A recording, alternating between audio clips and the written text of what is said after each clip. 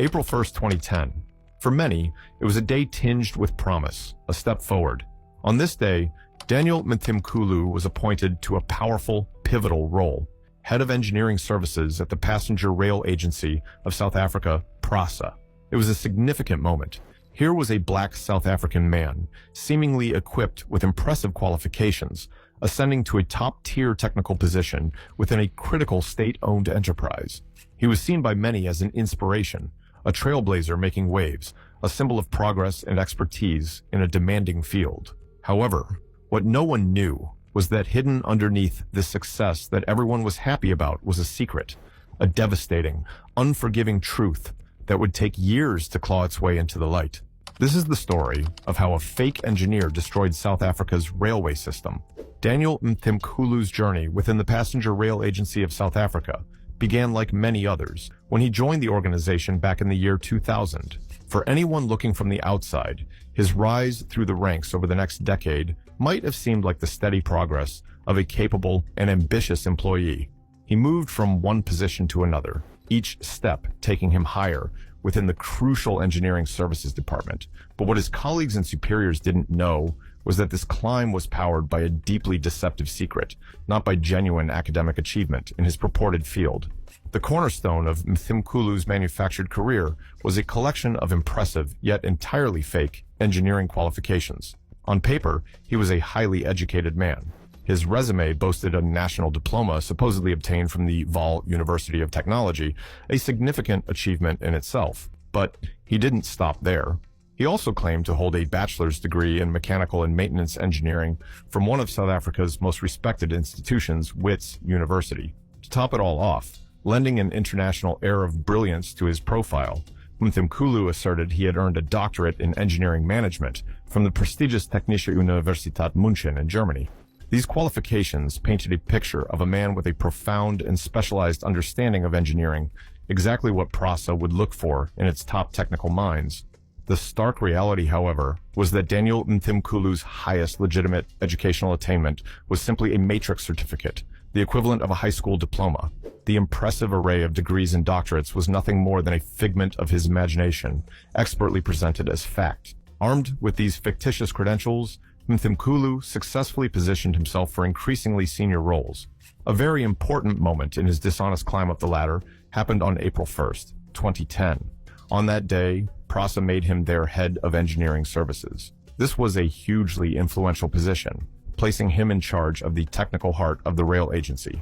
It goes without saying that such a role had stringent minimum requirements, typically demanding at least an engineering diploma or a degree, qualifications that Mthimkhulu only pretended to possess. His fake qualifications didn't just open doors to powerful positions, they also opened the floodgates to a significantly inflated salary. From the moment he started claiming these advanced degrees, he was earning far more than he would have with just a matrix certificate. But the deception escalated even further. Then, in September 2010, just a few months after he became head of engineering, Mthimkhulu told PRASA something quite startling. He claimed he had received a very well-paying job offer from DB Schenker, a major German engineering company. The offer, he said, was for an annual salary of 2.8 million rands, which was approximately $383,500 at the time. PRASA felt they might lose their supposedly highly skilled engineering chief. So, they made a decision that would have big consequences. They chose to match the German company's offer to keep him. This action nearly doubled Mthimkhulu's already large salary. His pay jumped from around 1.6 million rands, which was about $219,000, to an incredible 2.8 million rands per year. That's almost double. This single act, based on a fake offer letter for a job in Germany he was never actually offered, would cost PRASA a lot of money over the next 63 months. The railway agency ended up paying him over 7 million rands, more than he should have rightfully earned. That 7 million rands was equivalent to a very rough estimate of about $730,000. All this money was lost because of lies built on top of other lies, starting with those non-existent degrees from universities he never actually attended. Now that Daniel Mthimkhulu was officially PRASA's head of engineering, he had a lot of power and influence. His job was much more than just a fancy title. It came with a huge amount of responsibility. He was in charge of making sure all the technical parts of South Africa's passenger trains and railway lines were safe and working well, and he also had to plan for their future. People expected him to be the expert who could give good advice on everything. This included everyday tasks, like train repairs, and also big decisions, like buying new trains that cost many millions of rands. When Mthimkhulu signed a document or gave his approval for something, it was taken very seriously. The engineers who worked in his team saw him as their leader and trusted his guidance. During these years, Mthimkhulu was often seen and heard in public. He was shown as a very skilled professional, like a perfect example, a poster boy for great engineering in the country. News articles were written that praised his skills, which people thought he had, and he would talk confidently about complicated railway projects. This all helped to build up the idea that he was the right man for such an important job. Because so many people admired and trusted him, the truth about what was really going on behind the scenes was even more shocking when it finally came out. When Prasa had good news to share about engineering innovations or future plans, he was often one of the faces put forward. He would appear in media briefings or be quoted in news articles, speaking with apparent authority on complex subjects like locomotive technology, rail infrastructure upgrades, and the future of passenger transport in the country. His pronouncements carried weight, not just within Prasa, but also in the public sphere, where people were eager for reassurance that the nation's vital rail system was in capable hands. During this period, the public perception of Mthimkhulu was largely positive, shaped by these carefully managed appearances and the impressive credentials that were often highlighted. He was seen as a highly educated expert, a black South African who had risen to a prominent position in a technically challenging field, a narrative of achievement and aspiration. Because people believed his impressive but completely fake qualifications, no one questioned Mthimkhulu's power at Prasa. So he was deeply involved in making big decisions that cost Prasa, and in the end, South African taxpayers, a lot of money. The worst and most costly example of this was a well-known deal in 2013. This deal was to buy 70 new trains called locomotives from Spain for a massive 3.5 billion rands, which was approximately 357 million US dollars at the time. Mthimkhulu was a very important person in this huge buying project. Amazingly, people later found out that he had played a big part in changing the technical details for these new trains. Because he interfered and changed things, the result was terrible. The first 13 trains that were sent to South Africa, costing around 600 million rands, about 61.2 million US dollars, were found to be too tall for the country's existing railway tracks. They were built for European railways, not South African ones. This meant they couldn't really be used on many of the railway lines unless a lot of expensive changes were made to the tracks or to the trains themselves. This wasn't just a small mistake, it was a giant mess. Prasa was stuck with very expensive trains that didn't fit, just sitting there collecting dust instead of carrying passengers. The amount of money lost was huge.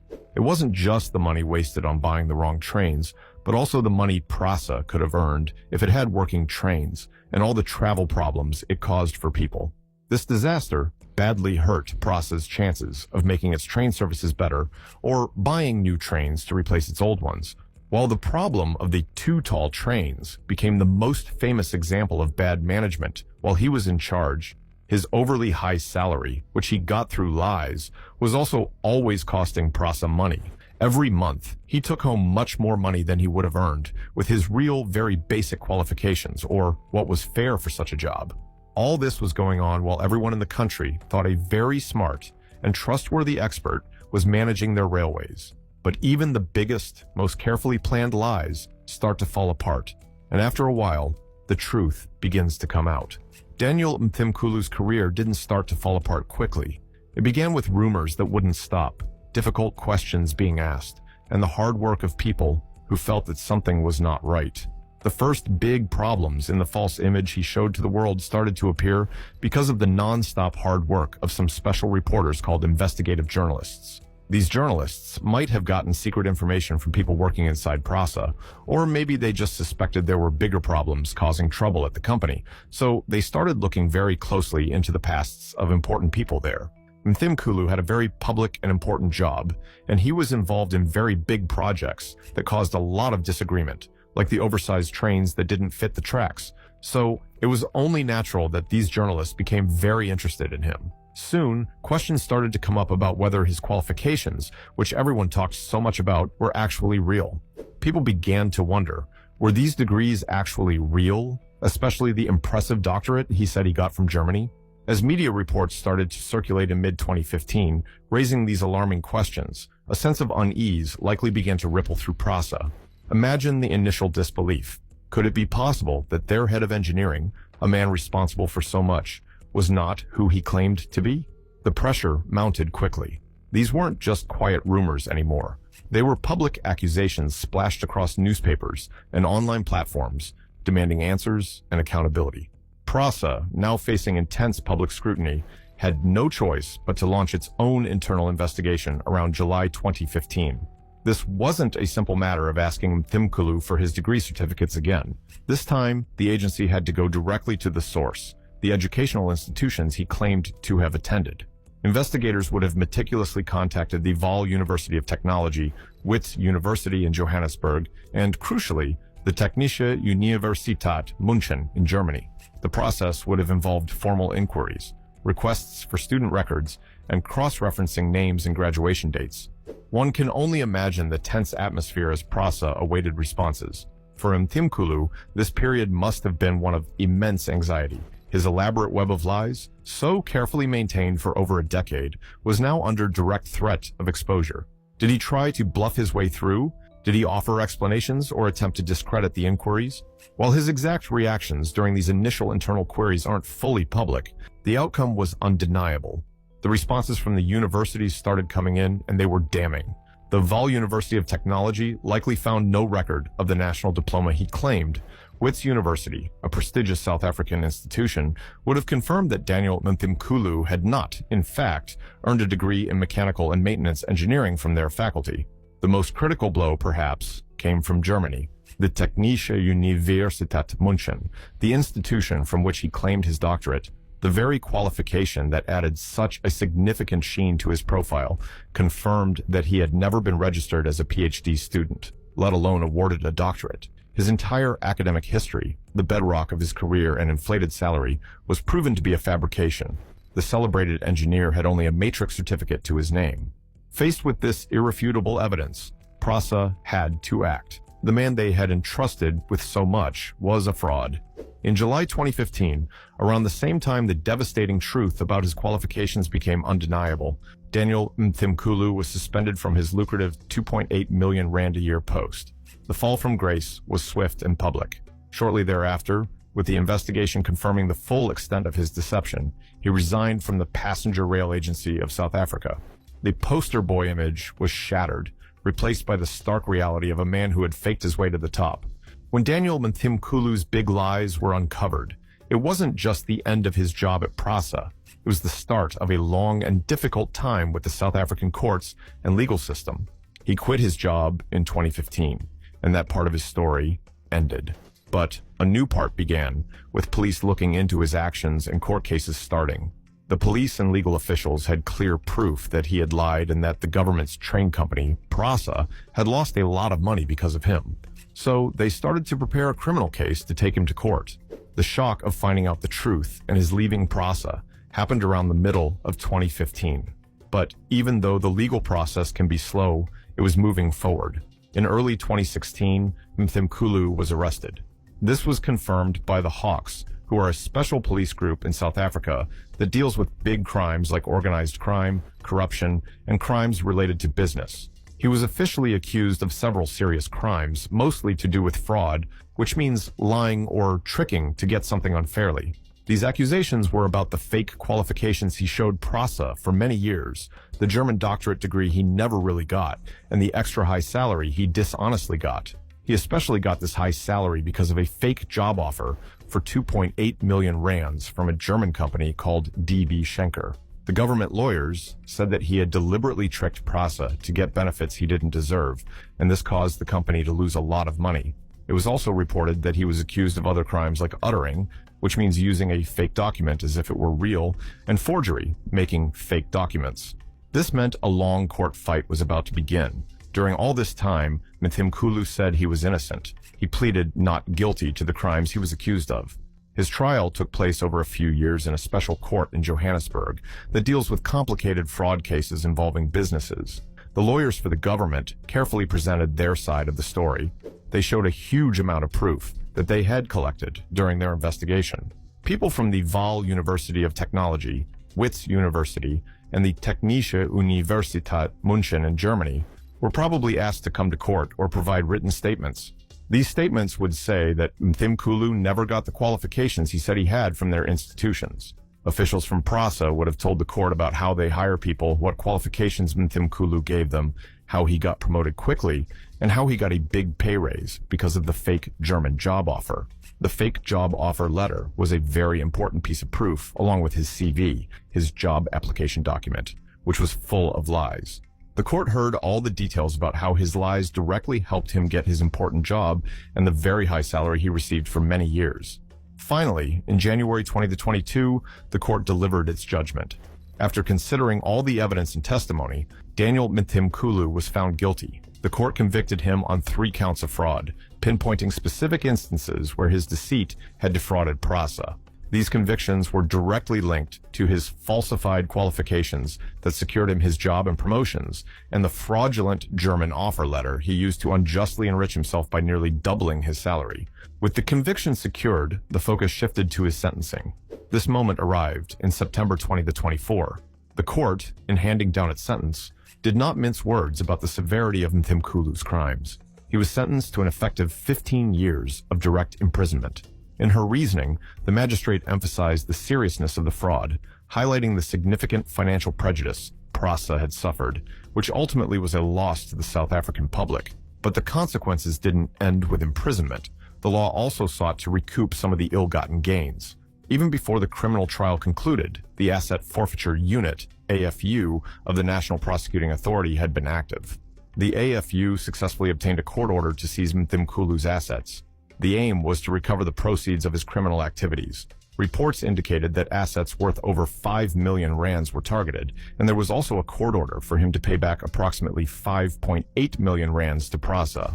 This meant that not only would he spend a significant time behind bars, but the financial benefits he had accrued through his elaborate lies were also being clawed back by the state. When Daniel Mthimkhulu was found guilty and sent to prison in September 2024, it might have been the legal end to his story of lies, but the harm he caused when he was PRASA's head of engineering was huge, and the problems from it would last for many years.